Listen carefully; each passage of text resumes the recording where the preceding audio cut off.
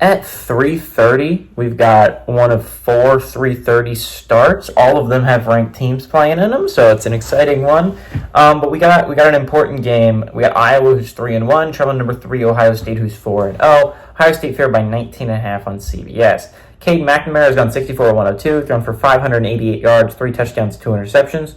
Caleb Johnson's had 82 carries for 685 yards and 9 touchdowns, and Jacob Gills had 13 catches for 145 yards and a touchdown.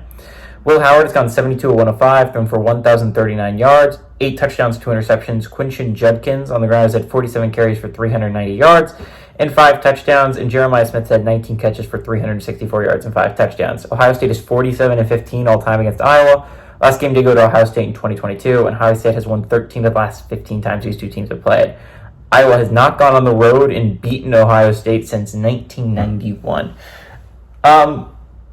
Again, the 3:30 games are really interesting to me because while I think that the upsets are less likely to happen, an upset in the 3:30 window could throw a wrench into everything. It could make a mess out of the playoff picture with two of these teams. I think this game's really important for both football teams. This is Ohio State's first real test, right? They've looked really good offensively, really good defensively early on. But as much as I don't want to trash talk teams like Akron and Western Michigan and Marshall, they're not quite really great opponents. They played Ohio State, went on the road and beat Michigan State handily last weekend, but that is Michigan State. Iowa's a little bit of a different beast.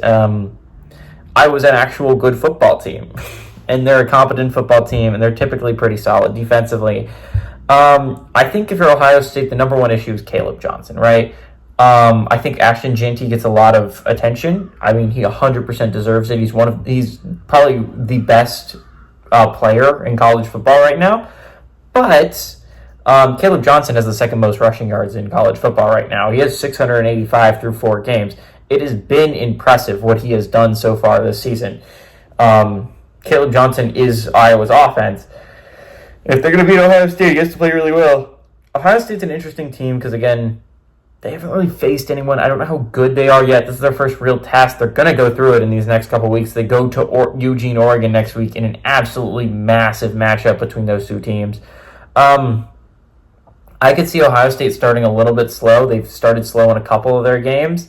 But they're a better team than Iowa. This is an Ohio State team I said before the season I thought had a chance of winning a national championship, and I thought would be my pick for a national championship. I'm not that far on them right now. I absolutely think Texas is the best team in college football despite not being ranked number 1. I wouldn't have them ranked number 1 either. I think Alabama has the best resume in college football. I do think Texas is the best team in college football, but I think Ohio State is the second best team in college football, and I think they're going to prove it a little bit here today. I think Iowa keeps it a weirdly close first half, and then Ohio State runs away with it in second. Give me Ohio State to win and cover at home.